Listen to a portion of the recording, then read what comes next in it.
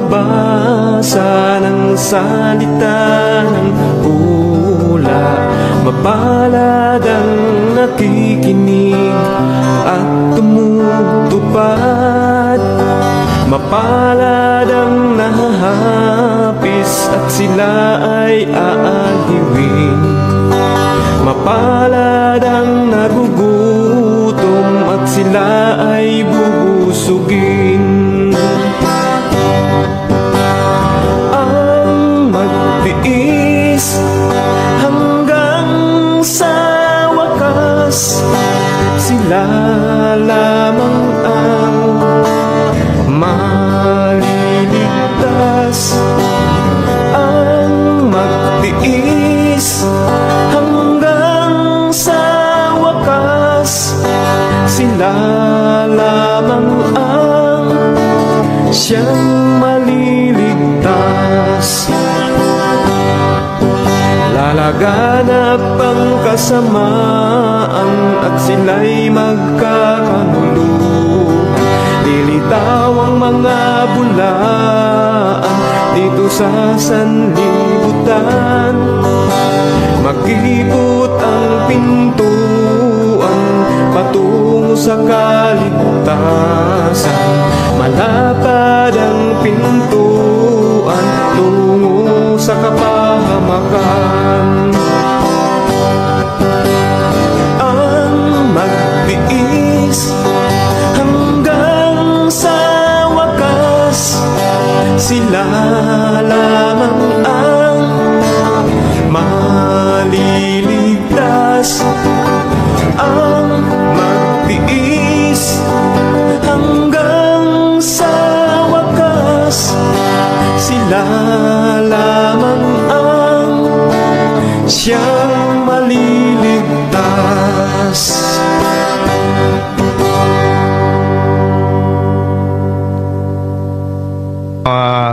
Isang magandang testimony po ang ating maririnig mula sa ating kaibigan at mula sa ating pong kapatid ngayon kay Kristo. At mamaya-maya ay mapapakinggan natin siya. At sana po ay ito po ay pagtuunan nyo ng pansin at panahon sapagkat bihira po tayo makakarinig ng ganitong magandang testimony. Ano ho? At tayo po ay unang-una sa lahat ay bumabati ng isang magandang hapon dyan po sa ating church na pinanggalingan kahapon sa may Candelaria, sa Candelaria, Quezon, sa Mother Church ng Candelaria, Quezon, sa pamamagitan po ng pag-iimbita sa atin ni Brother George Ilustre na siya po ang isa sa siya po ang head elder dyan sa church na yan. At tayo po ay nakapasyal sa kanilang iglesia kasama po si Brother Jojo Matapaha. Naglingkod po tayo dyan sa mula umaga, Sabbath School lesson, at ganoon din po sa Divine, no? Divine service at pagkatapos po ay sa hapon, meron po tayong AY, Open Forum. Yan po yung sinasagawa natin sa mga church na nag-i-invite sa atin, na kung saan ay lahat ng mga questions at mga objections sa Seventh-day Adventist teachings at belief ay atin pong ina-address para po magkaroon po tayo ng lalong confidence sa ating pong faith at pananampalataya bilang mga anak ng Diyos. At ngayon po ay kung kayo ay nagnanais na mag-invite po sa inyong lingkod, ang Back to the Scriptures Ministry, saan man lugar sa Luzon, Visayas o Mindanao, ay ready naman po tayo magpa-unlock sa mga paanyaya. At totoo nga yan, sa umpisa pa lang nitong taon ay napakarami na po nating invitations. Ano ho? Kaya pinasasalamatan ko yung mga kapatid dyan sa Candelaria, Quezon, sa Mother Church. Marami pong salamat sa mga nagpa-unlock. At ganoon din po sa mga na-bless at hindi niyo binigay inyong mga pangalan para batiin. Binabati po kayo ng programang Back to the Scriptures. Kilala niyo na po kung sino kayo. At sa darating na mga panahon ay I'm looking forward to go back at bumalik yan sa inyong church. Ano ho? At ganoon din naman po sa mga sponsors natin. Marami pong salamat sa mga patuloy niyong pagtulong. Ganoon din po sa mga kapatid natin sa iba-ibang lugar, no? Sa kagaya dyan sa Qatar, sa may Kuwait, at yung mga kapatid natin sa iba-ibang lugar kagaya sa Canada. Meron din po tayo nag-sponsor na dati ko pong classmate nung high school, si Gary San Diego. Ayan, naging sponsor din po natin yan. At alam po ninyo, ang Back to the Scriptures ay ito po ay self-supporting independent ministry na wala po tayong suporta mula sa ating mga leaders financially, no? Pero morally, napakalaki po ng kanilang suporta sa atin. Nakatanggap na rin po tayo ng mga awards from North Philippine Union Conference. Ganyan din po sa CLC. Kaya po, at siyempre, kailangan namin ng patuloy na pagpapasimpapawid ng programang Back to the Scriptures para po tuloy-tuloy po ang ating pag-aaral ng Biblia at marami pang taong nabe-bless. Ano? Ito ang ating katabi ngayon. Mamaya magte-testimony siya kung paano siya na-convince at na-bless sa programang Back to the Scriptures. Para naman po sa mga tagapakinig namin dito sa Pilipinas, kung kayo po ay mayroong Hope TV, Hope Channel, kung kayo nakakapanood, ay mapapanood nyo na po yung atin pong Back to the Scriptures Hope TV version o Hope TV edition. Ang atin pong topic na series for 13 episodes na ating tinatalakay ay walang iba kundi po ang the Trinity in the Bible and in the Seventh-day Adventist Church. Ano ho? Yan po ay mapapanood nyo tuwing araw po ng linggo, alas 9 po ng umaga. At ang replay po ay alas 9 ng gabi. Linggo rin po. Ano ho? Ulitin ko ho. Sa Hope Channel TV, lalo na yung mga mayroong GSAT dyan, napakalinaw po na panoorin ito. Mapapanood nyo every Sunday, alas 9 po ng gabi. At replay ng alas 9 ng umaga at ang replay ay alas 9 po ng gabi. Ano ho? At may mga pagkakataon din na minsan ay papalabas siya ng Friday. No?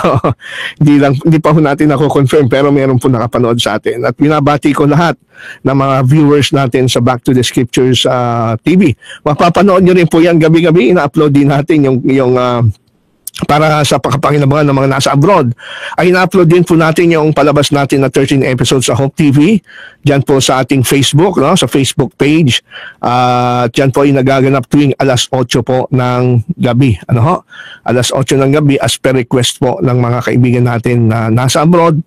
Kasi yun po ang paraan at palabas na pwedeng mapanood nila. Kaya po yan po ay available at asahan po ninyo, punta lang po kayo sa aming page, Back to the Scriptures page, para po mapanood nyo yung ating 13 series about the Trinity and the Seventh-day Adventist Church. At kung gusto nyo naman, kung gusto nyo magkaroon ng copy ng mga CD or DVD ng 13 episodes na ito, kami po ay mag-produce ng DVD nito para naman sa mga walang internet at gusto itong mapanood sa kanilang TV, wala rin kayong satellite or malabo ang inyong Hope TV channel, ay meron din po kami ipoproduce na DVD para po ito ay lalo niyong mapakinabangan. Ano ho? At ang proceeds nito ay mapupunta po sa gawain ng Back to the Scriptures. Ano ho? So, yan po ang ating mga announcement. Siguro, Sister Sheila, maraming salamat sa iyong pag-assist sa ating camera. Okay na ba ang ating camera? Yung ating, okay, yung ating live streaming na lang sa Facebook. Okay, siguro kung sa live streaming ng Facebook, ay abangan nyo po, tayo po ay magla-live stream. Kung wala po, pwede natin gamitin yung ating personal account, Sister Sheila, no? Itong sa Facebook. Ayan, ito na muna ang ating gamitin sa ating cellphone sapagkat hindi ata gumagana at mayroong technical issues. So before tayo mag-proceed, tayo po muna ay siguro bago tayo mag-pray, ipakilala natin yung ating kapatid na ating kasama, si Brother Ray Verano. Pakilala ka muna at bumati sa ating mga kaibigan. Isang magandang gabi po sa bawat listeners ng Back to the Scriptures. Ako po si Brother Ray Verano. Ako po ay dating kabahagi ng Pentecostal Missionary Church of Christ the Fourth Watch. At marahil ay nagtataka ang mga listeners kung bakit ang isang kabahagi sa ganitong relihiyon na pinangungunahan ni Arsenio Ferriol ay kasama ngayon ni Brother Ronald sa Back to the Scriptures. Yan, salamat sa iyo. So before tayo magsimula mga kapatid, I invite you to bow our head and let's pray. Dakilang Diyos, salamat po. Maglilingkod kami ngayon. Salamat sa karapatan na kami ay magpatotoo sa inyo sapagkat tunay na Diyos kayo na tumatawag ng mga anak na mayroon kayong ibang tupa sa ibang kawan. Kaya Panginoon, pagpalain niyo po ang testimony at mga maririnig namin mga aral sa inyo sa hapong ito sa tulong ng banal na Espiritu sa pangalan ni Jesus. Amen. Okay. Alright, so ito siguro ngayon ang magandang pagkakataon na Brother Ray, no? Hindi ka naman siguro natatakot na ikaw ay mag-expose at magbigay ng testimony. Si Brother Ray po, gaya ng kanya nabanggit, siya po ay member ng Pentecostal Missionary Fourth Watch, ano?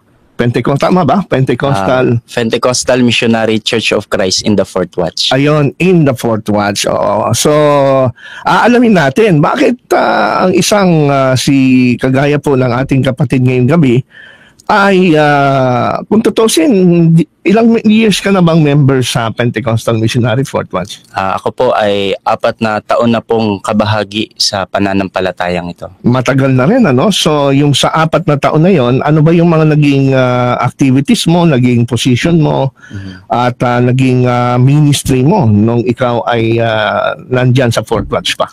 Yan. Bali po, ngayon po isa po akong first year Bible student ng Pentecostal Missionary Church of Christ Fourth Watch o PMCC Fourth Watch. At ang karaniwan po naming gawain bilang Bible student, lalo na kapag ikaw ay first year, siguro pamilyar po kayo sa mga nangangaral in public places, kagaya po ng market at sa bus.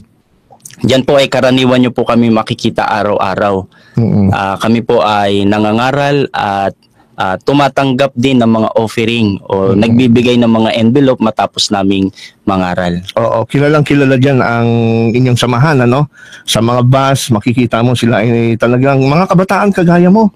Na nagpupunta dun sa bus, pagkatapos nagpe-preach sila and then nagbibigay ng sobre.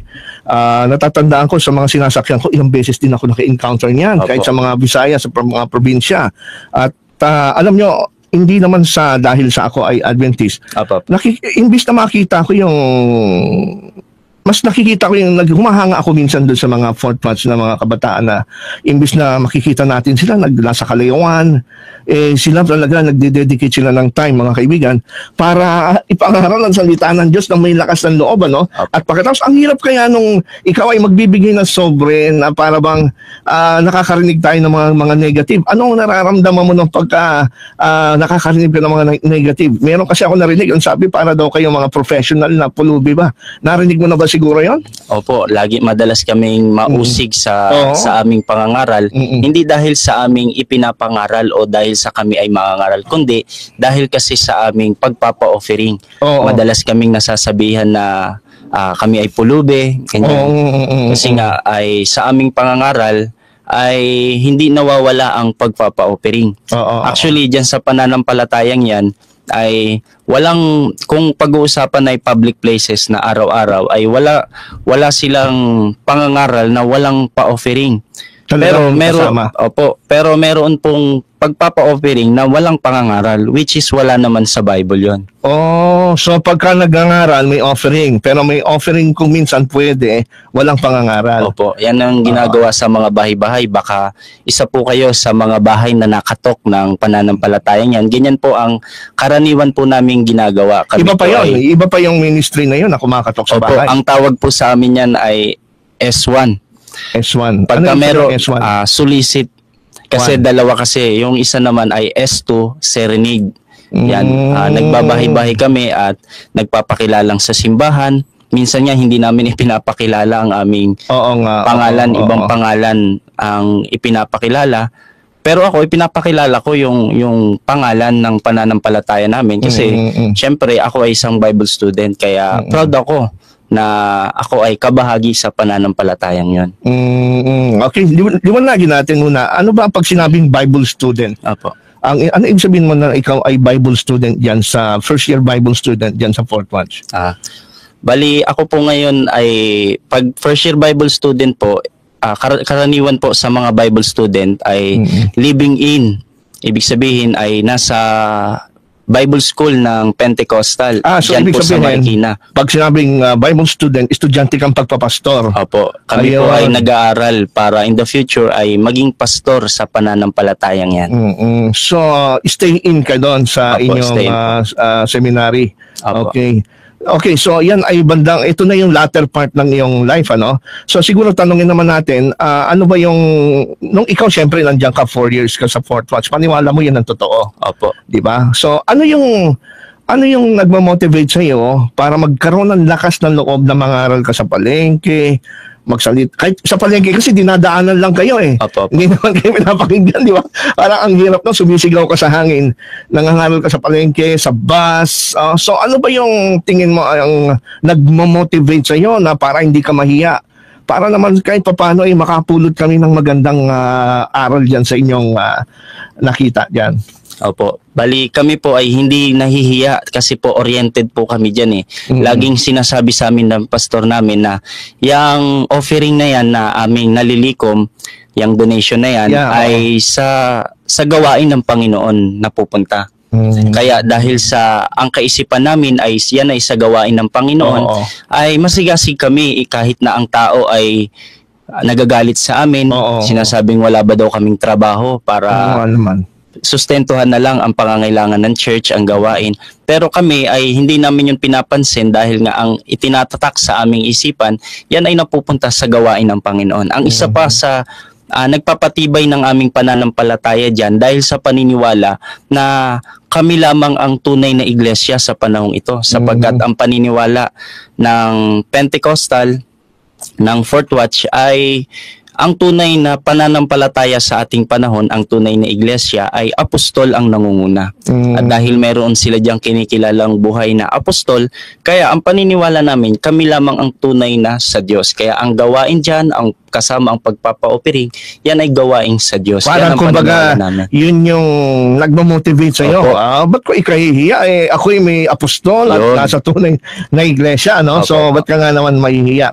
So, ibig sabihin, ginagawa mo yan kahit with your 4 years o ito lang estudyante ka ng pagpapastor? Bali, nung na-convert ako niyan ay nagtatrabaho pa ako. Pero after 1 year, ako po ay naanyayahan o hinikayat ng pastor namin na mag-sacrifice o tumira sa chapel. Ang tawag sa amin yan, mga sacrifice sa chapel.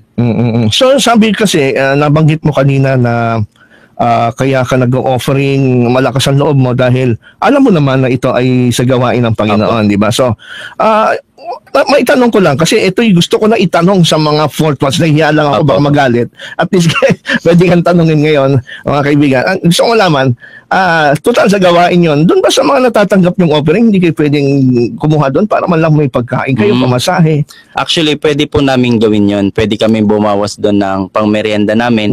Pero ang totoo, hawak po kasi namin ang pagkakataon diyan. Hawak po namin ang offering. Sa kagaya ko na actually hindi lang naman ako marami naman sa amin na mga tapat talaga diyan, pero hindi rin maiiwasan na dahil nga Bible student ang may hawak, ay pwede nilang kung gugustuhin nila na kupitan yung offering ay magagawa nila ng walang nakakaalam at malaya. Hindi nyo ba nire-report kung magkano yung... Nire-report po namin, pero bago pa namin i-report ay pwede po namin, kung gugustuhin namin, pwede namin yung bawasan kung gugustuhin. Okay. Kasi wala naman nakakita. Tama po. Kumbaga parang china-challenge yan yung honesty nyo sa pag-report. So wala namang quota kung hanggang magkano yung pwede nyong pang-merienda dun sa mga na-offering nyo. Opo, wala pong quota, pero po meron po kaming quota o goal. Goal nyo. Pag-uusapan ay kung dapat makamagkano kami sa isang araw. So magkano ang goal nyo? Magkano ang quota nyo isang araw? Sa akin po na Bible student, meron kami, hinahati kami yan sa mga grupo. Yan, ako ay naging group 9 at ang leader namin, ang kanyang pag-goal sa amin at least ay yung una hindi dapat bababa ng 300 sa isang araw.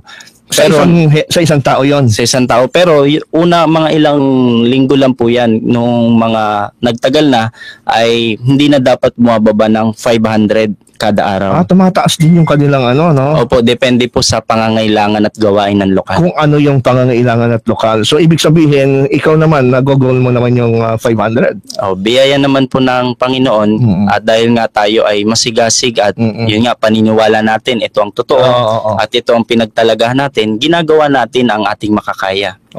Nag-goal naman po natin. Ayos. So, pagka naka-goal naman kayo, mayroon bang reward o anong binibigay sa inyo? Wala naman. Promotion? Wala. Wala naman po kasi yan ay mayroong grade sa amin bilang Bible student. Yan ay bahagi ng aming ginegradean sa amin. Okay. Pagka mataas ang offering na ilagpas mo sa goal, ay mas mataas ang grades mo. So makaka-apekto 'yun sa iyong studies, no, sa pag-aaral. So, 'yan ang talagang kumbaga nabanggit mo rin dati na diyan sa inyong first year bilang estudyante, no? Bible student sa pagpapastor. Ilang years ba mag-aral sa inyo ang pastor? Diyan po ay 5 taon po kasi ang third year po diyan ay 2 years. First practicum and second practicum. Yung practicum ay idinidestino na sa lokal. After ng second practicum niya, ay ibinabalik siya sa Marikina, sa Maine, sa Bible School. Central nyo Opo, para doon ay may pagpatuloy niya yung fourth year niya.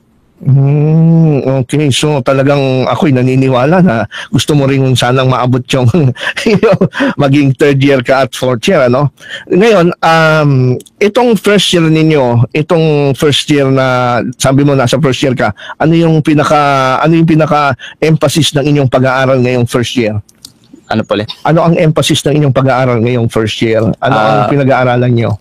Actually po, ang pinaka-focus po ng first year sa Pentecostal ay magpa-offering talaga. Talagang offering? Yan ang although meron naman kaming mga subject, pero kung ang pag-uusapan ay pinaka-tinututukan ng isang first year Bible student, ay kami ang taga-pa-offering. Actually ay nagkakaroon nga minsan ng biruan dyan na kaming mga first year ang taga-pakain sa mga pastor.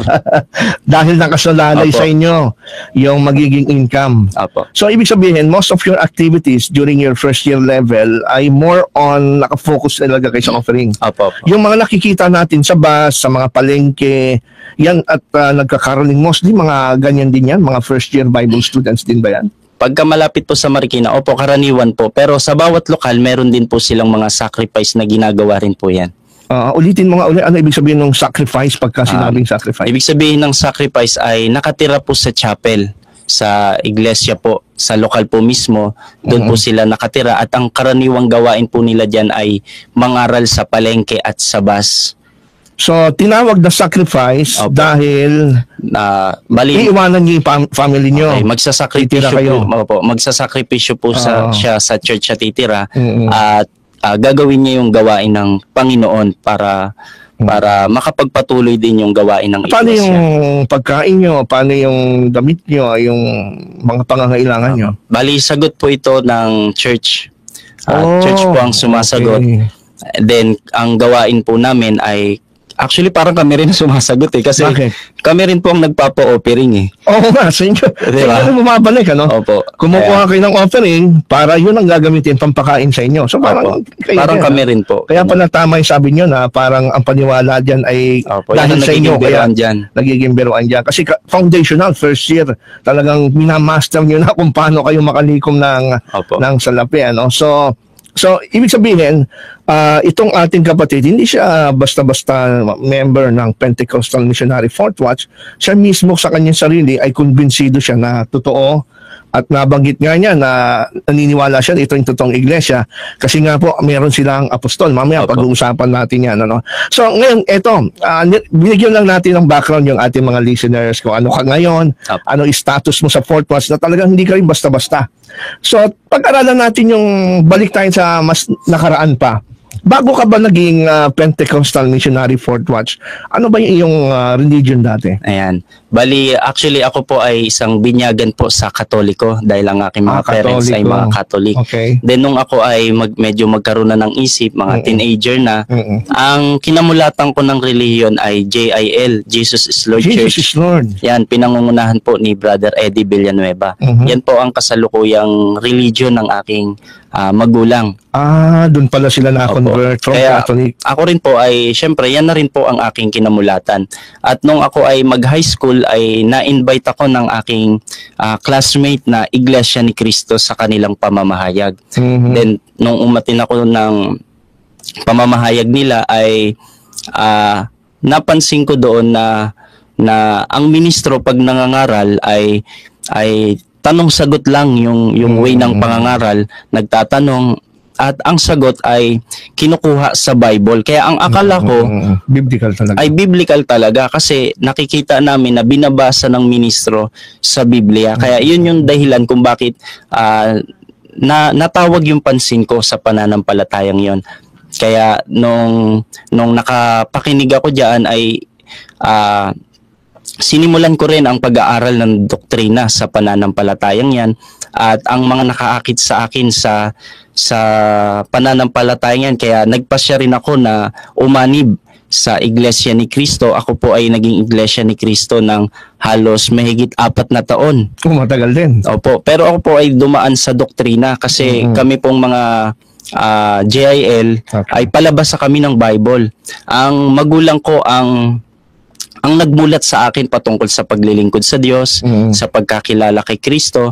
Pero noong ako ay na-encounter ko tong Iglesia ni Cristo ay meron silang mga kakaibang doktrina na sa una ay yun nga nagbigay sa akin ng dahilan kung bakit ginusto ko doon, kagaya halimbawa ng pagkakaroon ng iisang tunay na Diyos, ang Ama lang.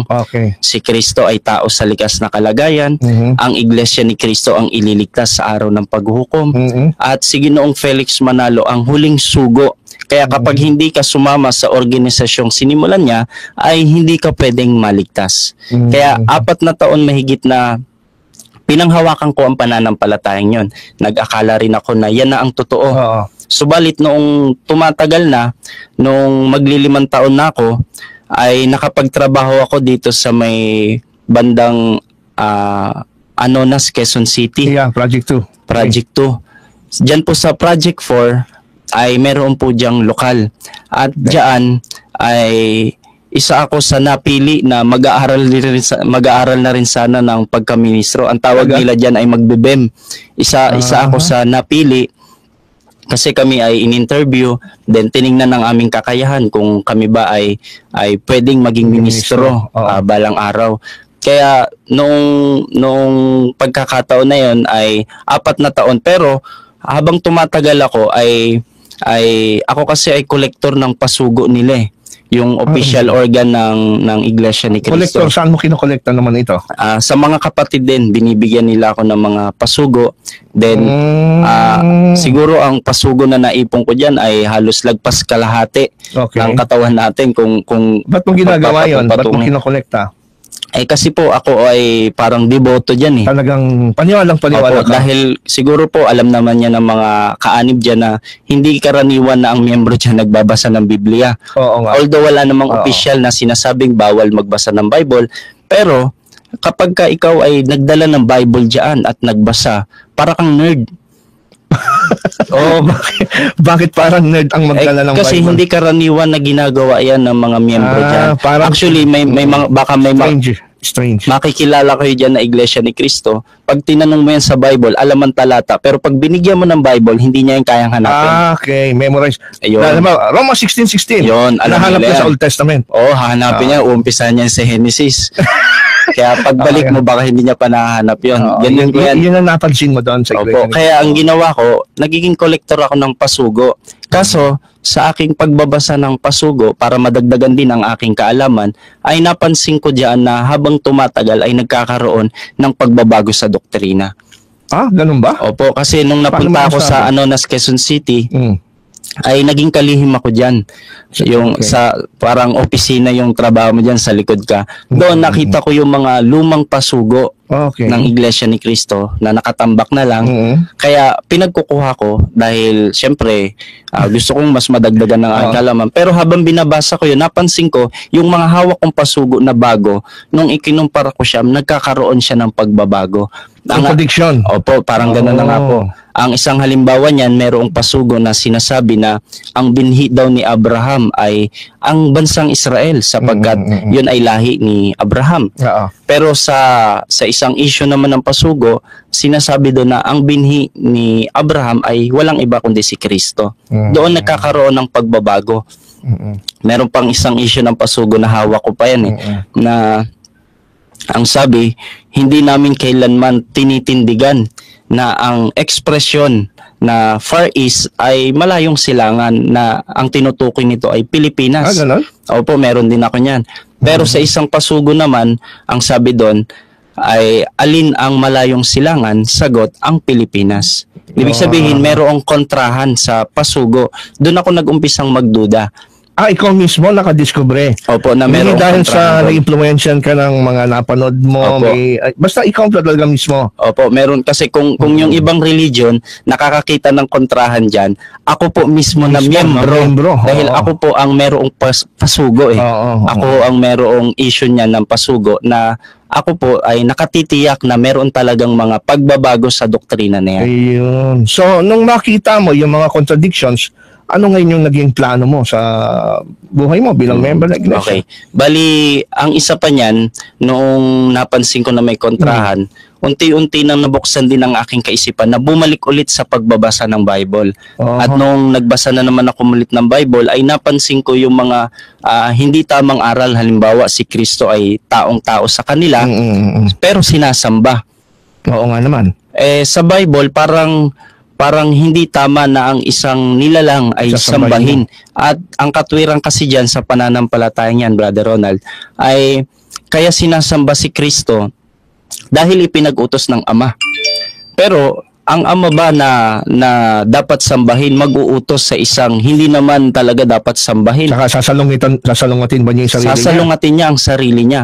Kaya doon nagduda na ako sa pananampalataya niyan. Pero bago ako umalis dyan, ay ipinakita ako pa sa aking mga kaibigan na Iglesia ni Cristo yung mga pasugo na nahawakan ko na kontrahan. Ipinakita ko sa kanila at ang sabi nila, kahit na ito magkakakontra, kahit na napatunayan mo to sa akin, hindi na namin magagawang umalis dito. Yun ang problema. Dahil dito kami ipinanganak, parang naging Katoliko. Hindi mo na pinakita sa mga ministro nila yan?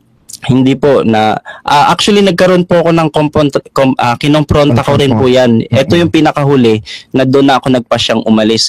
Ipinakita ko sa ministro sa lokal yung kontrahan ng pasugo, pero ang sagot niya lamang sa akin ay pag-aaralan niya. Ang ginawa niya, kinuha niya yung 2 pasugong hawak ko, pag-aaralan daw.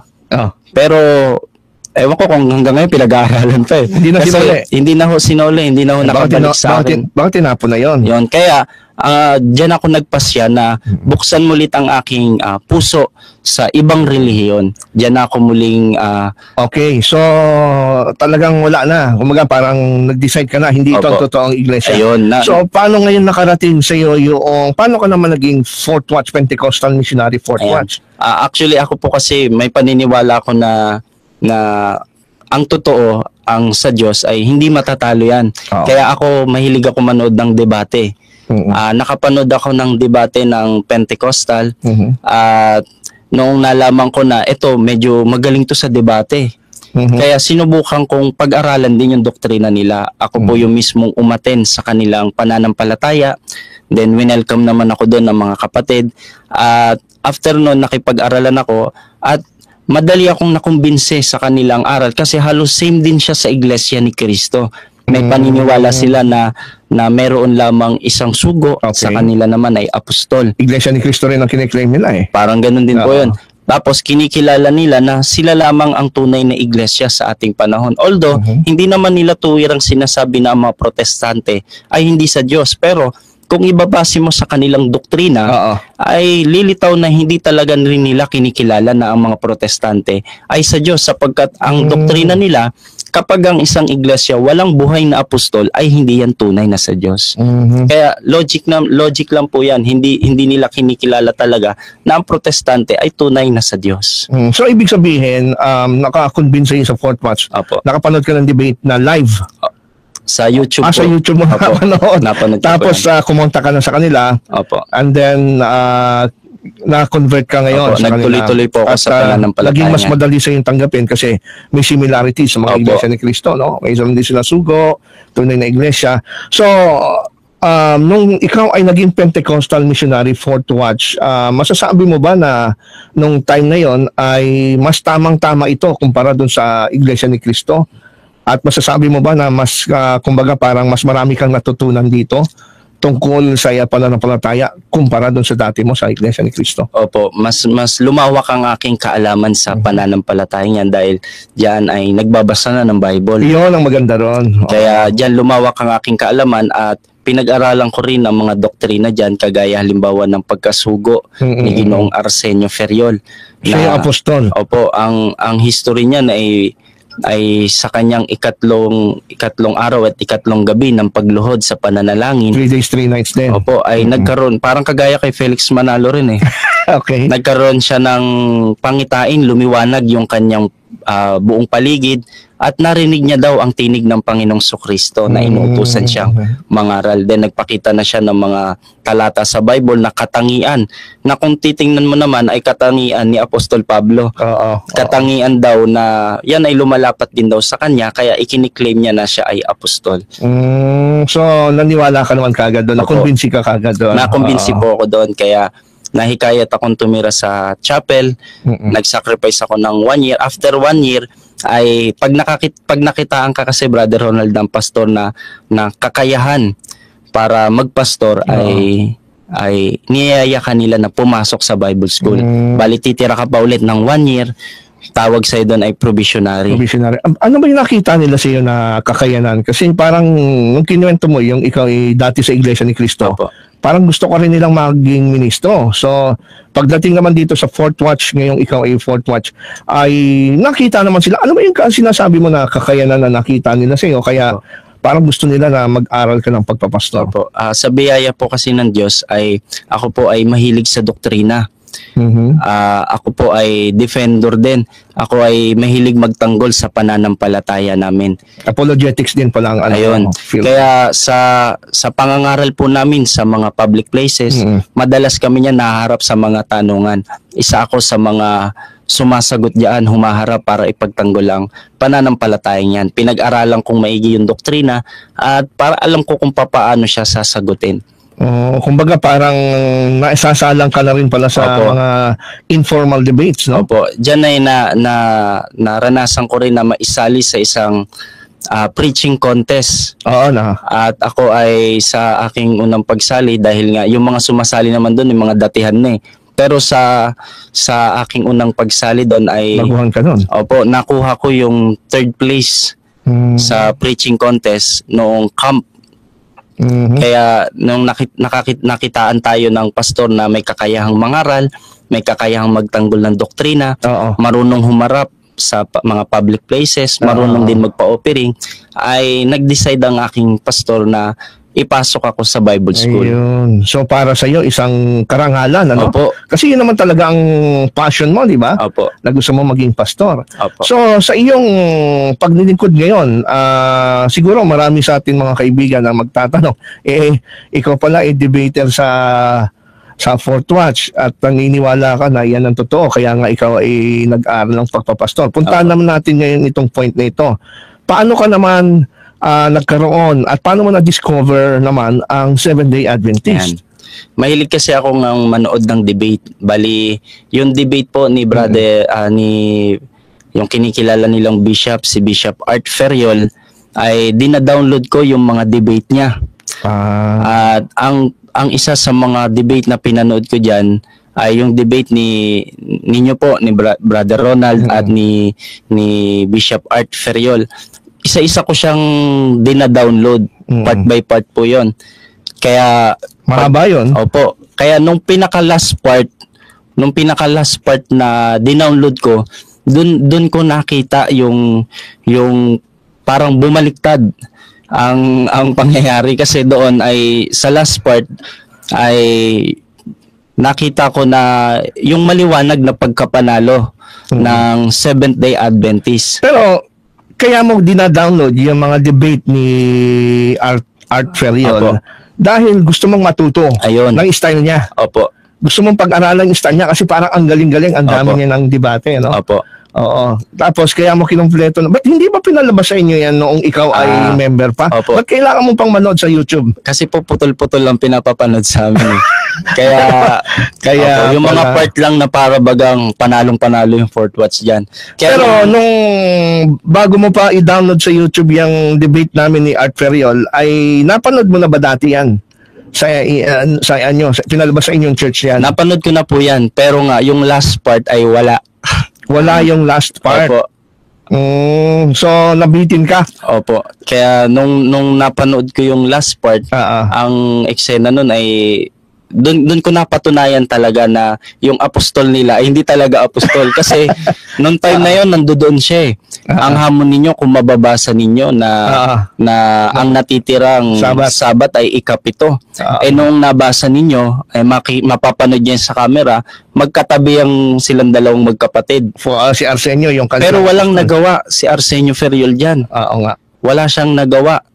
Kaya alam ko kinabig na lang yan dyan ni Bishop O.C. Oo nga. Medyo hinahabol-habol niya pero tapos na ang debate dyan. Parang hindi nga matanggap nung ni Arsenio Ferriol yun. Kinuha pa niya yung Bible sa kamay ko eh. Opo, yun. Makikita niya sa video.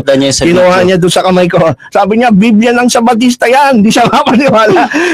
Ang Bible na hawak ko pat binasa noon New Jerusalem Bible. Ito po ay Bible translation ng Roman Catholic Church. Hindi po yun sa Adventist. Walang translation kasi ang Seventh-day Adventist Church. Kaya nung sabi niya, inagol sa akin yung Bible, Biblia ng Sabatista yan, ginanon niya. Hindi niya, doon mo makikita, hindi siya totoong apostol. Ayun. Kung apostol siya, ba't nagkamali siya doon pa lang sa Bible? Opo, pinagmamalaki nila ang apostol, ang sulat ng apostol, ipinaliliwanag din ng apostol. Oo nga. Kaya kung talagang apostol siya, bakit hindi niya alam na yung natitirang Sabat doon sa 4:9 ng Hebreo ay 4:9. ikapito? Oo nga. At hindi unang araw ng Sanlinggo. Kaya doon, nagduda na ako. Ayun. Na siya ay tunay na apostol. Parang na-disappoint ka nun. Kasi ang purpose mo, kaya mo dinadownload yun, para makuha mo yung style, paano makapag-debate, no? Kasi siguro, pumasok din sa isip mo na, balang araw gusto mo maging debater ng Pentecostal Fourth Watch. Dinownload mo si Ferriol, kaya lang, hindi pinalabas pala sa inyo noon ang buo. At kaya ang ginawa mo, pinanood mo sa YouTube, buti na lang pala na-upload ko yun ng buo. Opo. Oo. So, nung na-upload yun, nakita mo, na-disappoint ka ngayon. Aba, talo ba dito? Talo po ang Fourth Watch po niyon. Kaya mula po noon. Napanood mo ba yan habang ikaw ay estudyante ng pagpapastor? Opo.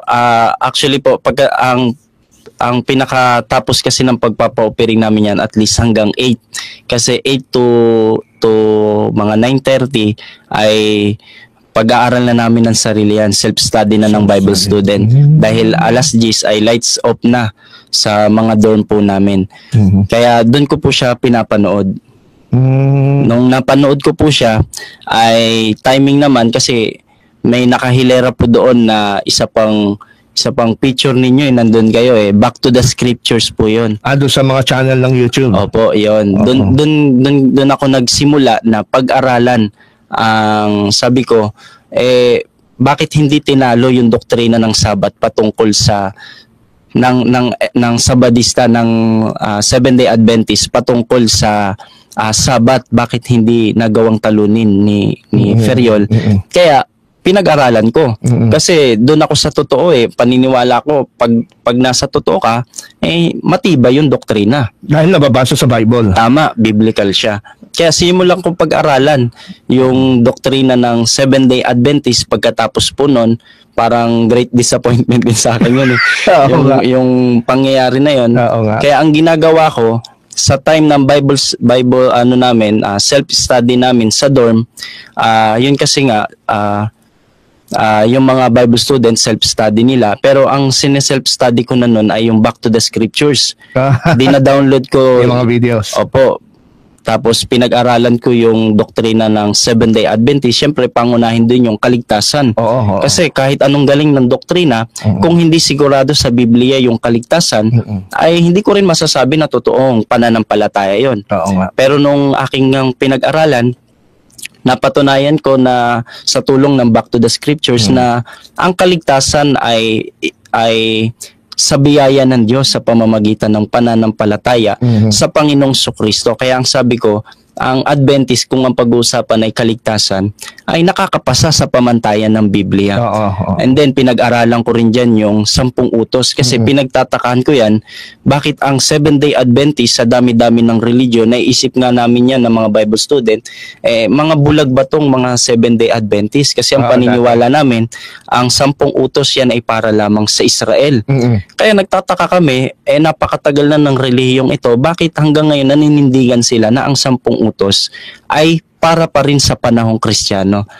Kaya pinag-aralan ko po siya. Then nung napag-aralan ko ay sinubukan ko kung talagang matibay. Ang actually halos yung natutunan ko sa Back to the Scriptures sinubukan ko lang itanong din sa aking ka-classmate. Sinubukan ko yan, nagtanong ako patungkol sa 10 utos. Sabi ko sa classmate ko, hindi ba ang sabi ni Kristo, ako'y naparito hindi upang sirain ang kautusan, kundi upang ganapin at ipaliwanag. Then sabi ko, di ba pag tinuloy mo yung konteksto na yun, makikita mo doon na ang itinuturo ni Kristo kapag binabasa niya yung nasa loob ng 10 utos ay hindi niya pinabubulaanan, hindi niya sinasabing tapos na to, kundi kanya pang pinapalawak. Ang halimbawa niya yung patungkol sa pangangalon niya. Itinuro pa ni Kristo ang tumingin lamang sa isang babae, taglay sa puso ang mahalin na pagnanasa, ay nagkakasala ka na ng pangalo niya. Ibig sabihin, hindi niya binabago, pinapalawak niya pa, ipinapakita niya yung buong kahulugan nito. Samantalang sa inyong pag-aaral sa 4th watch, talagang tinanggal daw ni Kristo. Nilabag.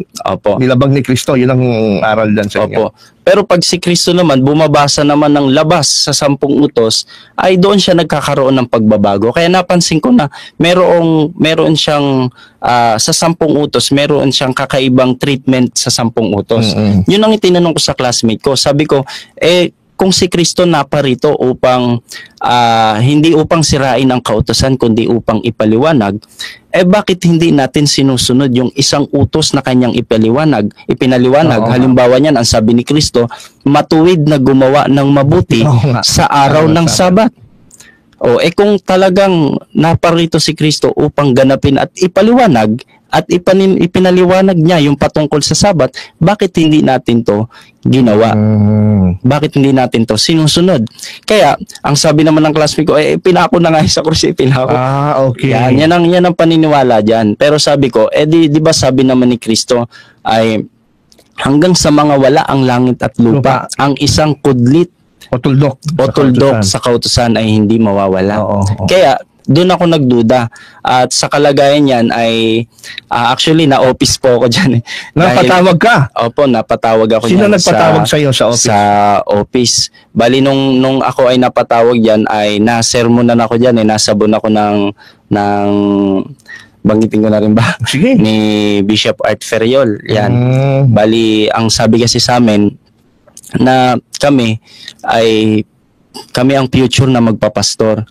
Kaya hindi kami dapat na nagpapahikayat o naniniwala sa ibang katuruan. Siyempre, obvious naman, ang religion lang naman na karaniwang sumusunod sa 10 utos Adventist. Kaya siguro, doon nalaman nila talaga na ako ay nag-aaral ng doktrina ng 7-day Adventist. Pero nagtuloy-tuloy pa rin po ako pagkagabi sa dorm po namin, pagka lights off na, ang ginagawa ko ay, kasi double deck kasi yun ako po yung nasa taas. Bali ang ginagawa ko, nagtataklob ako ng kumot. Tapos doon ako nanonood sa cellphone ko ng aking mga i-download. Ang pinakahuli kong pinag-aralan po dyan, sa aral ng Adventist na nagpakumbinsi sa akin, ay yung patungkol naman sa Remnant Church. Saan mo napanood yun? Ayan, sa Back to the Scriptures din po. Yung series. Dinownload ko po siya. Matapos kong pag-aralan yung patungkol sa Sabat, pinag-aralan ko rin yung patungkol sa Remnant Church. Doon nakumbinsi po ko na ang tunay na iglesia ay hindi kailanman nawala o naitalikod. Kundi ito ay nagpatuloy. Bagaman merong naipapatay, merong tumalikod, pero hindi sila nalipol. Nagpatuloy sila at binabanggit nga base sa pag-aaral na napanood ko po sa paliwanag nga po sa Remnant Church, merong nalabi. Hindi sila nawala. At yung katangian nito ay sumusunod sa kautusan ni Kristo, kasama ang 10 utos, at meron din kahit nga po yung panahon ng paglitaw, 'di ba? Tinalakay din po doon, at ganun din yung prophecy ni Daniel, mauunawaan nila. At doon din ay merong gift of prophecy. Kaya doon nakita ko na yung katangian ng remnant church, yung natitirang iglesia sa ating panahon na pinatutunayan ng Biblia, hindi lamang puro history sa Iglesia ni Cristo kasi Biblia daw, pero pagka bumanggit ng Pilipinas, hindi naman nila kayang basahin sa Biblia, puro history. Pero yung sa Back to the Scriptures ay napanood ko na Bible talaga. Kung bumabasa man ng history, una muna sa Bible. Saka na lang sinusuportahan ng history para mapatunayan. At doon nga nakita ko na yung katangian ng remnant church ay taglay po ng Seventh-day Adventist. So napakalaki ng tulong pala sa iyo ng programang Back to the Scriptures. Napakalaki po. Yan ang ginamit ng Panginoon. At totoo niyan na isa ka sa mga na-convert din through the video presentations, lalo na yung series na part 1, 2, and 3, yung tunay na iglesia. Marami rin po dyan na nag-testimony, nag-testify na talagang nasumpungan nila yung tunay na aral ng Diyos sa pamamagitan ng ministeryong ito. So ngayon, nung ikaw ay nabanggit mo kasi, pagkagabi nagtatalokbong ka. Oo, hindi ka naman nahuhuli. Wala naman nakakahuli sa iyo, no? Kaya sabi mo na sinumbong ka ata ng classmate mo kasi parang napansin nila iba na 'yung aral mo, pang sabadista na. Opo, yan. Kaya pinatawag ka sa office. So nung pinagalitan ka at kinausap ka ni Art Ferriol, anong sabi sa iyo? Bukod sa binawalan ka, meron ba sa iyong binigay na warning? Yan po, ang balak po sa, kasi karaniwan naman po yan kapag may mga kaso sa kanila ay kung di ako nagkakabali parang sa Palawan ata, dinadala po yun doon para gawing tagatanim ng palay.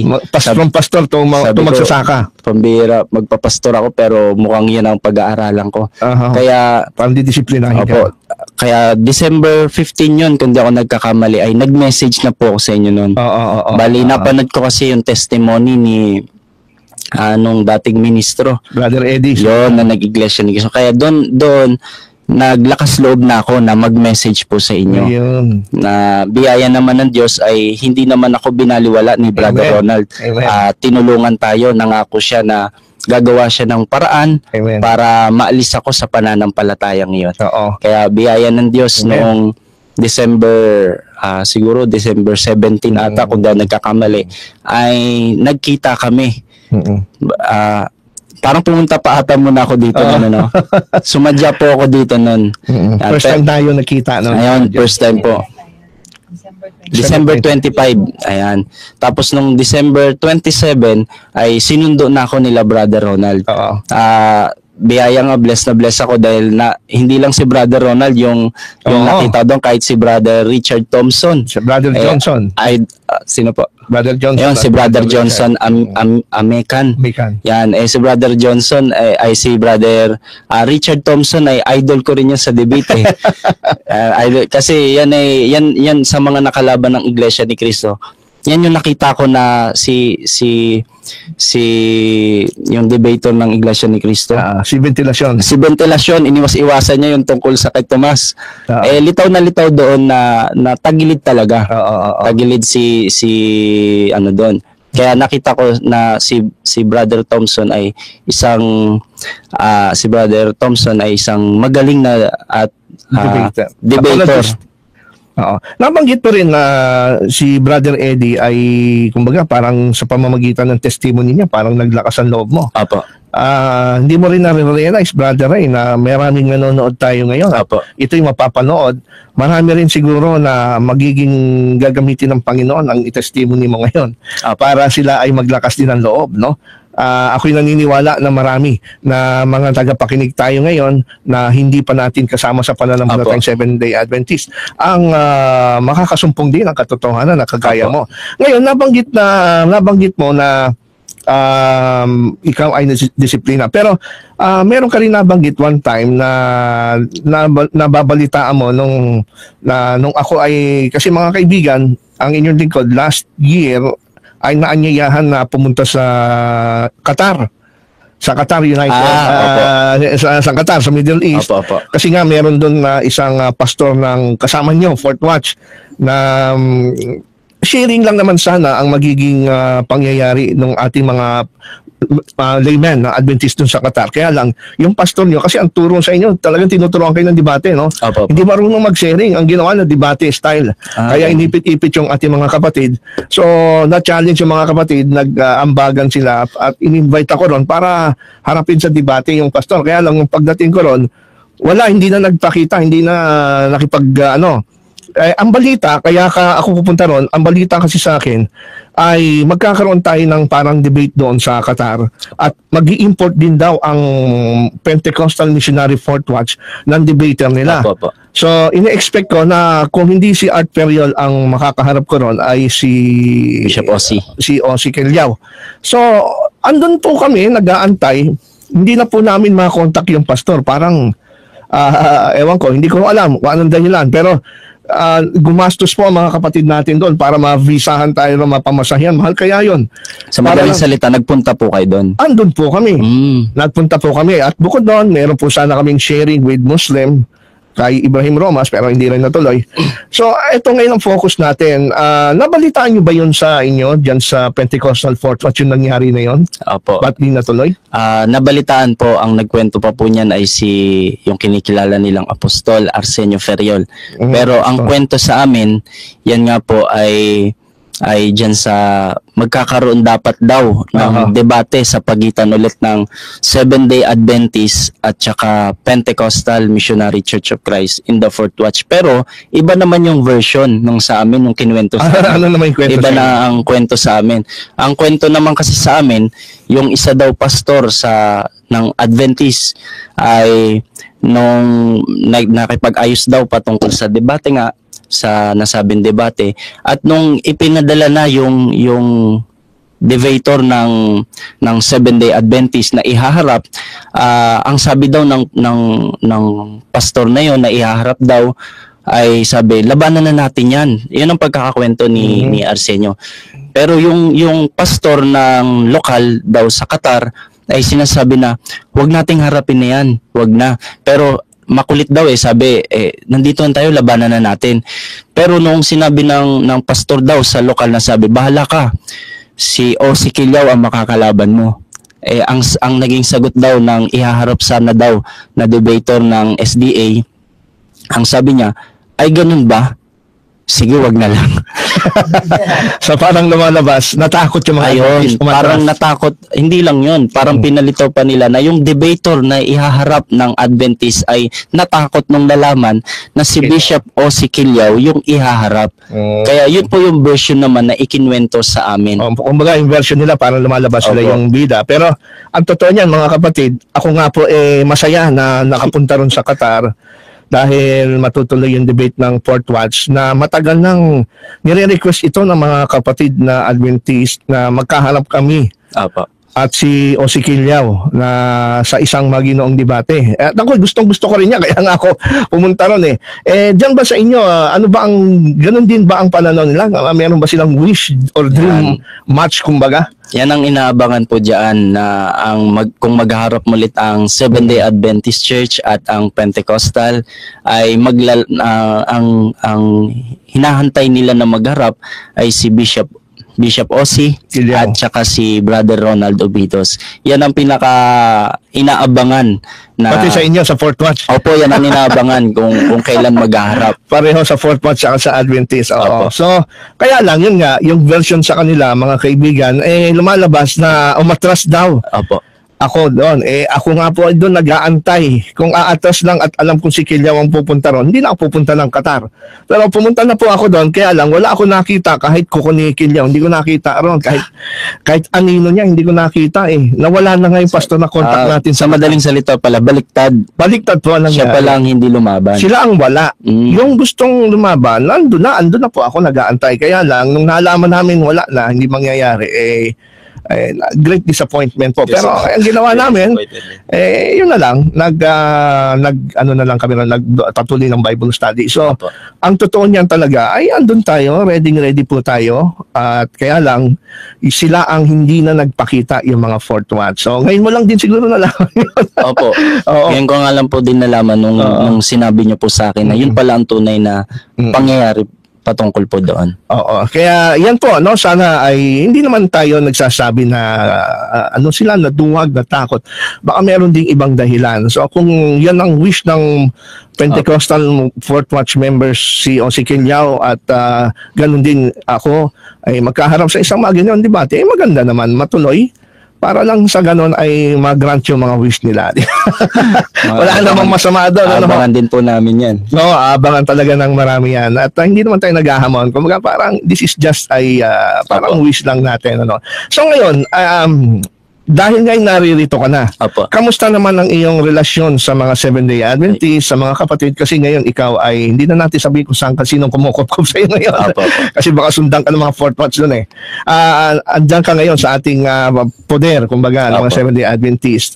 Kamusta naman ang progress ng iyong pag-aaral sa Biblia? Kamusta ang iyong relasyon sa mga kapatid nating Seventh-day Adventists? Ay, biyaya po, habang tumatagal po ako sa pananampalatayang ito ay lalo kong napipil at nadadama na nasa tunay talaga akong pananampalataya. Dati kasi nakumbinsa ko na ako'y nasa tunay na iglesia sa pamamagitan lang ng YouTube, Back to the Scriptures. Pero iba pa rin talaga yung nakikipag-aralan ka mismo. Kasi doon actual ka na nagtatanong. Sa kasalukuyan ako po ay dumadaan sa proseso po ng bautismo. Bali ako po ay inaaralan ngayon ng 28 fundamental beliefs ng Seventh-day Adventist, at ang kasalukuyang nagdodoktrina sa akin ay si Brother Nelvin. Asa mo si Brother Nelvin? Brother Nelvin, Yan. pakita ka. Hindi ka kilala rito eh. Yan po ang bali nagdodoktrina sa akin. Tawagin natin si Brother Nelvin. Brother Nelvin, ikaw pala ang nagdodoktrina sa ating kapatid. Yan po si Brother Nelvin. Makikita nyo. Siguro hindi nyo pa kilala, no? Dito ka para makita. Yan, si Brother Nelvin. Kamusta naman ang inyong pag-aaral, Brother Nelvin? Oo, okay naman po. Ito pong Bible student natin, ito yung isa sa mga special Bible student natin sa Arcilas kasi napakadami niyang tanong, Kuya Ronald. Oo. Na-challenge ka ba? Opo, na-challenge din ako. Kailangan mo magbasa kasi. Adami niya mga tanong. Oo, kasi ano siya eh, talagang palasuri siya. So, kung kailan kayo nag-aaral ng Bible? Halos araw-araw po. Praise the Lord. Kasi magkatabi lang po kami sa higaan. Oo.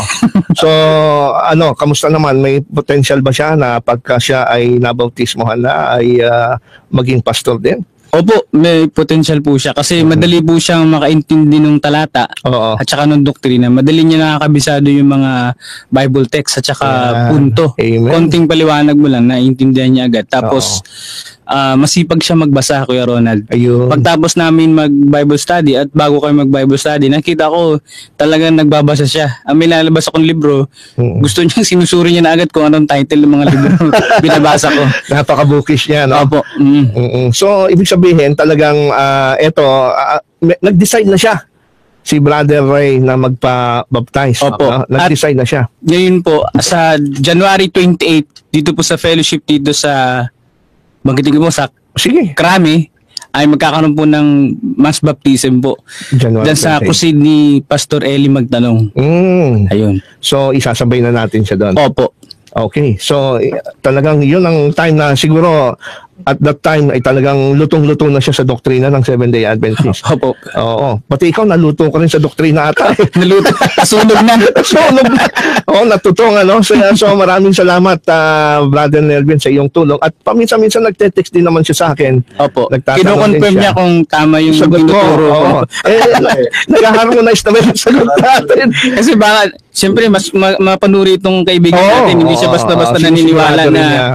kung ano lang sinabi mo, yun na agad. Hindi, talagang sinisigurado niya. Kaya nga lumabas siya sa kabilang relay kasi talagang sinusuri niya. Nagsusuri talaga siya, Kuya Ronald. Yeah, ito'y may tiwala naman ako kay Brother Nelvin kasi ito yung nag-aaral ng sa AUP, di ba? Graduating ka na nga, ano? Opo. So, graduating na po siya kaya talagang kampante ko na marami kang matutunan dyan sa ating kapatid na yan. At salamat sa iyong pag-alalay. At andito rin si Brother Karsten. Opo. No, hindi lang natin nakita. So, balik natin dito kay Brother Ray, no? Brother Ray. Sige, Brother Nelvin. Thank you po. Salamat ha. Okay, so ngayon, ano ngayon ang iyong plano? Ano ngayon ang iyong naiisip na gagawin mo habang ikaw ay malapit ng bautismohan, ano yung naiisip mo, ano yung plano mong gawin baka ikaw ay nabaptize na as a Seventh-day Adventist? Yan nga po na napag-uusapan din namin. Sabi ko nga kung doon nga sa dating kinilala ko na tunay na pananampalataya na inaakala kong tunay na sa Diyos ay nagnasa ako na maging pastor.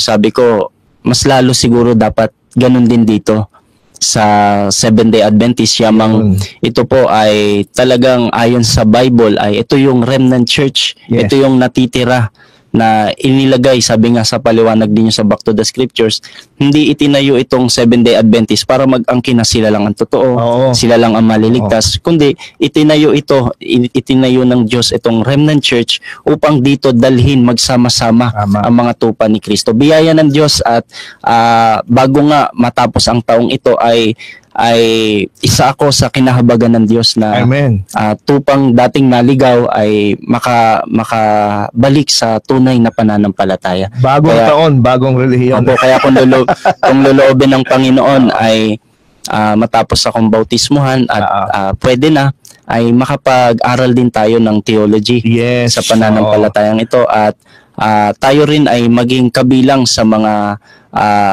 tao na nagtatanggol din sa pananampalatayang ito. Amen. Alam nyo, makakaasa ka, naniniwala ako na ang iyong dream na pagka ikay nabaptize ay ikaw yung magpapastor. Napakarami ho tayong mga viewers, mga listeners ngayon sa Back to the Scriptures na sigurado willing na mag-sponsor sa iyo.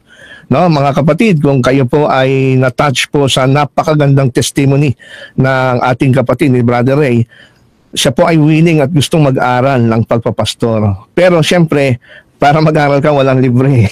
Kahit pa paano, merong tayong mga expenses. So, kailangan po natin ng sponsor. Ano? Kung sino po sa inyo ang may na-touch ang inyong puso na tulungan itong ating kapatid para makapag-aral ng pagpapastor saan man, sa AUP man or sa NLAC, ay ngayon pa lang, ay ipanalangin nyo na sa Panginoon. Kung sino sa inyo ang gusto magpagamit, kami rin po ay dumadalangin na isa sa inyo ay gagamitin ng Panginoon para po naman makatulong sa pag-aaral pagpapastor. Darating ang panahon pag naging pastor yung ating kapatid na ito, siya po ay magiging blessing po sa ating mga churches. Amen po ba? Loobin nawa ng Panginoon. Loobin ng Panginoon yan, Brother Ray. At ako'y naniniwala na malaki ang iyong mararating.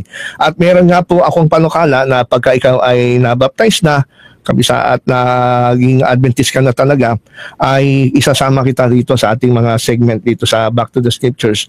Ikaw naman ang magiging blessing na mapapakinggan ng mga taong naghahanap ng katotohanan, no? Biyaya po ng at ikaw ang gagamitin ng Diyos na maging instrumento para sila naman ay madala ng Panginoon sa kanyang tunay na iglesia, di ba?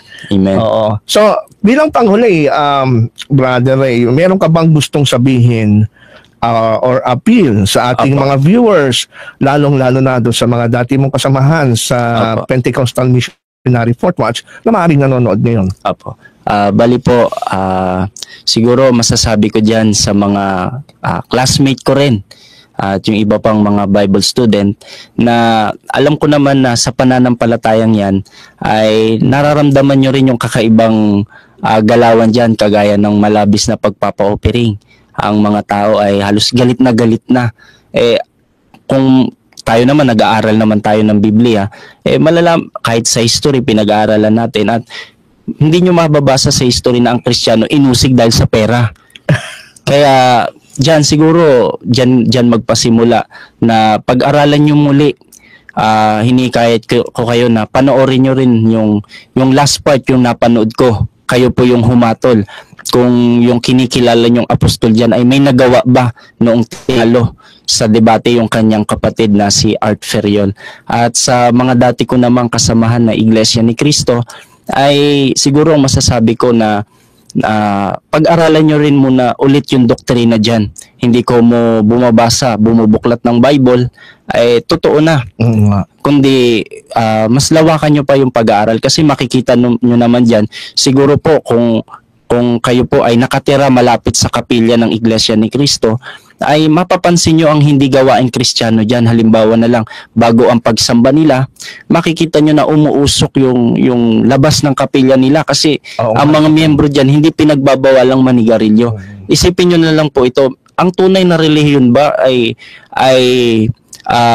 hindi man lang ituturo.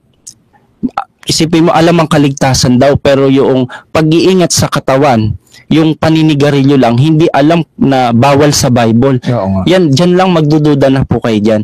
Kaya sana po ay suriin yung muli ang aral dyan. Ako naniniwala ako na bago dumating ang Panginoong Sukristo ay tatawagin niya ang kanyang mga tupa. Biyaya nga ng Diyos, isa na tayo sa natawag at nailagay sa isang tunay na pananampalataya sa Remnant Church. Nawa ay loobin din nawa ng Panginoon na ang mga kasama ko diyan, dati kong kasamahan, ay kahabagan din ng Panginoon. Suriin nila ang aral at suriin din nila ang aral na itinuturo maging dito sa Back to the Scriptures. Dito kasi ako nagsimula at naniniwala ako na maraming katotohanan ang mapupulot nila sa programang ito. Amen. So ano yung talagang, siguro may mga nakikinig ngayon na gusto magtanong, ano ba yung napag-convince sa'yo sa dinami-dami pa ng relihiyon, ba't Seventh-day Adventist pa ang pinuntahan mo? Opo, yun nga po. Dahil nga po, ano yung doktrina ng Adventist na nakakonvince sa'yo? and bali, ang isa po diyan ay yun nga yung Remnant Church, yung kaligtasan. Ang Kristiyano ay sumusunod sa 10 utos. Ito lamang ang tanging pananampalataya na naninindigan na ang 10 utos ay aplikable pa sa panahong Kristiyano.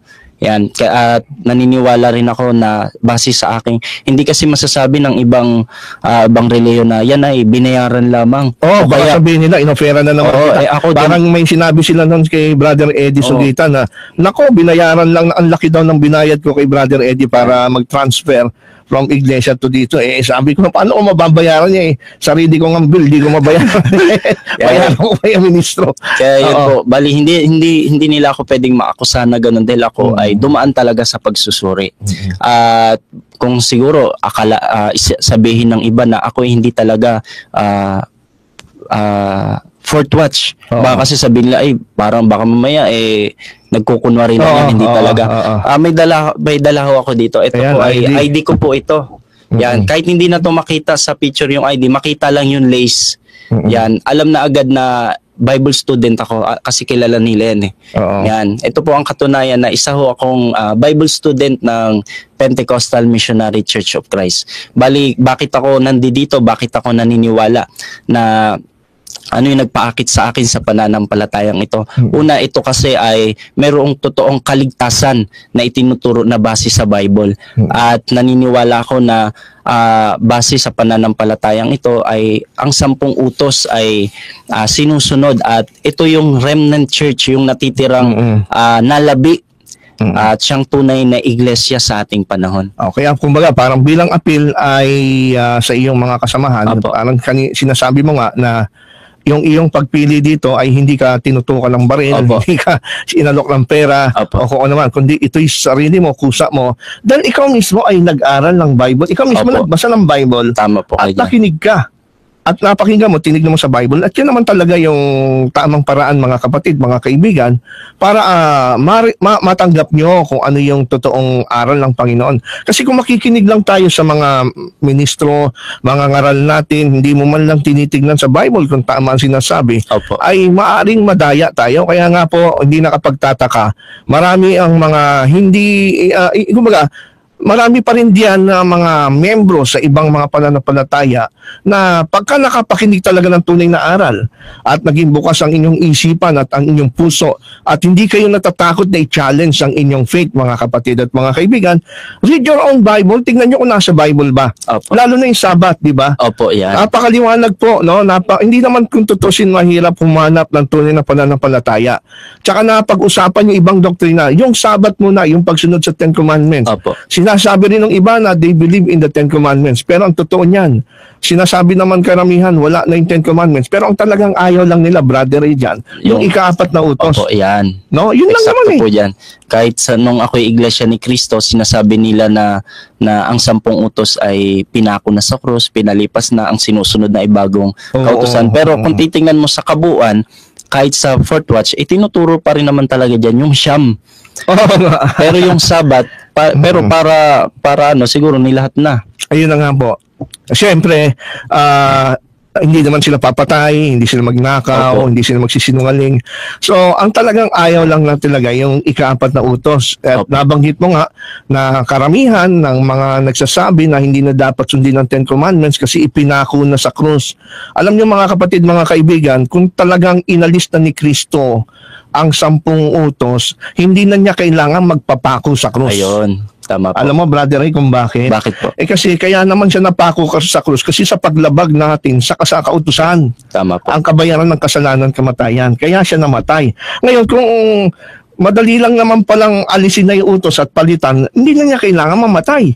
Tama. So, the fact na namatay si Kristo ay naniniwala siya sa validity ng Ten Commandments. Opo. No? Opo. Nung namatay siya sa krus, ang napako yung kasalanan, hindi yung Ten Commandments. Di ba? Kasi kung yung Ten Commandments ipapako mo, anong kasalanan ng Ten Commandments? No? Ang dapat ipako doon yung nakalabag sa Ten Commandments. And the fact na ang ating Panginoon ay namatay at willing na ibinigay ang kanyang buhay sa krus, ibig sabihin, meron pang Ten Commandments kaya nga siya namatay. Amen. Kasi sabi nga sa unang 1:3-4, di ba, Brother Ray? Opo. Ano po ang sabi rin ang kasalanan ay paglabag sa Kautusan. kautusan. Kaya namatay si Kristo, nilabag natin ang kautusan. Ngayon, kung madali na lang pala na si Kristo ay labagin ng kautusan at alisin, hindi na niya kailangan mamatay. Nalibre pa siya sa kamatayan. Hindi pa siya nag-suffer. Di ba? Kaya nga kung walang kautusan, therefore walang kasalanan. Opo. So dapat wala nang kasalanan ngayon. Opo, kasi wala na daw yung kautusan. Dapat nagkakasala pa tayo. Ibig sabihin, nandun pa kasi ang Doon kautusan. pa ang kautusan. At kung walang kasalanan, wala rin biyaya. Ba't may biyaya tayo? Kasi may kasalanan, may nilabag na kautusan. Bakit merong biyaya? Kasi merong Kristo nagbibigay ng biyaya. At si Kristo ay namatay sa krus. Ba't tayo nagsisimba? Kasi nga tayo makasalanan. Kaya mga kapatid, mga kaibigan, hindi ho nawala yung Ten Commandments. Kaya napaka-blessed po ng tong taong ito kasi siya mismo na-discover niya sa kanyang sarili with the help of the Holy Spirit. Praise God. Tinulungan ka ng Holy Spirit, Brother Ray, para talaga ikaw mismo sa iyong sarili makita mo yung katotohanan. At ako'y naniniwala na marami pa hong mga tao dyan ngayon, kagaya ngayon na nanonood dyan sa inyong screen, sa maaaring sa internet, sa YouTube o sa Facebook. Kung kayo po ay yung tao na hindi pa nakasumpong ng liwanag ng katotohanan kagaya ng nakita ni Brother Ray na in-explain niya sa atin ngayong gabi, ay baka tinututulan na po natin yung pagtawag ng banal na Espiritu. Baka kumakatok na po sa inyong puso ang Panginoon at sinasabi, kapatid, alam mo na kung anong tama. Bakit pinagmamatigas mo pa ang iyong puso? Bakit hindi mo ibigay ngayon sa akin ang iyong buhay nang maranasan mo yung tunay na kaligtasan? Di ho ba?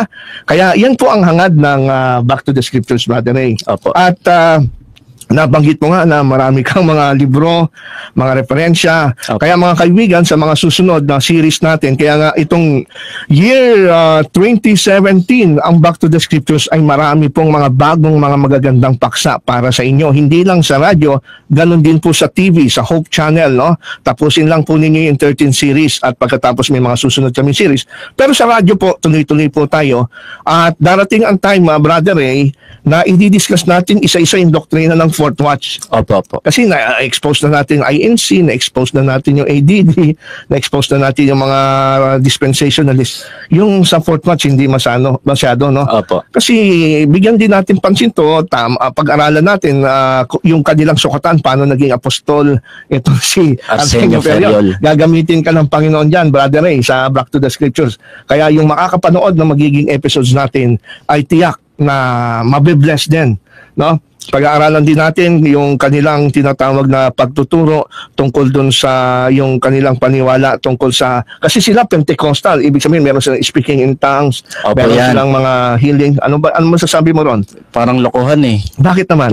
Kasi sa Bible, ang speaking of tongue ay salita ng ibang wika. Naintindihan. Naiintindihan ng Nakapakinig- may-ari ng wika na yon. Nakapakinig ka naman ng speaking in tongues sa podcast? Opo, nakapakinig na. Yung iba parang sinasapian eh. Ganun ba? Yung Ikaw ganun. ba hindi mo na-experience na mag-speaking in tongues? Hindi. Natakot ka? Oo, para kasing ano eh, Ano ba yung sinasabi? kung ano ng mga pinagsasabi na Yun. ano, ang paliwanag yan ni Bishop Art Ferriol ay dalawa daw ang klase ng speaking of tongue, yung nalalaman daw, yung knowing at saka unknowing, Oh, yeah. parang ganun.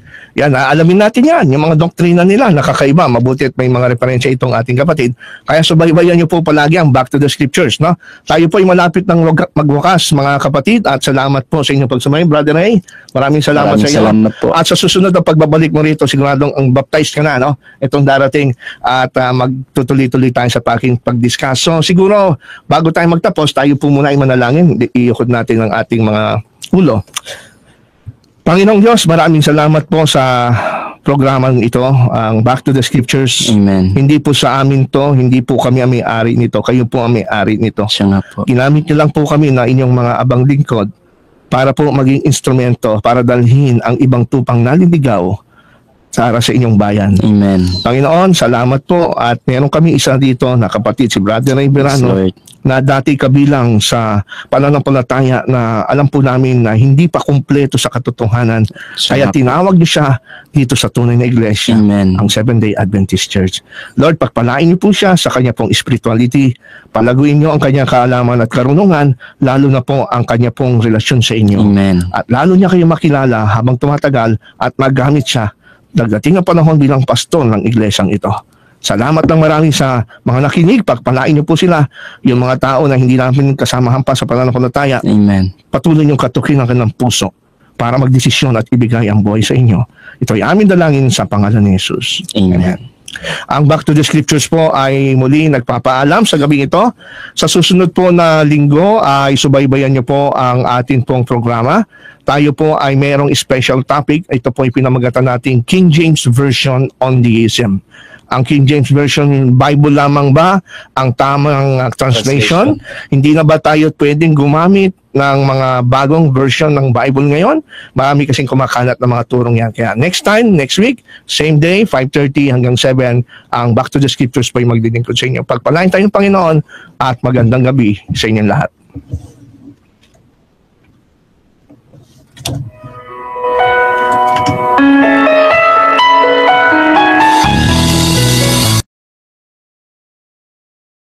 Mapalad ang bumabasa ng salita ng hula.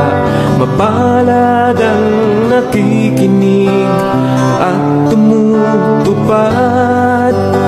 Mapalad ang nahahapis at sila ay aahiwin. Mapalad ang nagugutom at sila ay bubusugin. Ang magtiis hanggang sa wakas, sila lamang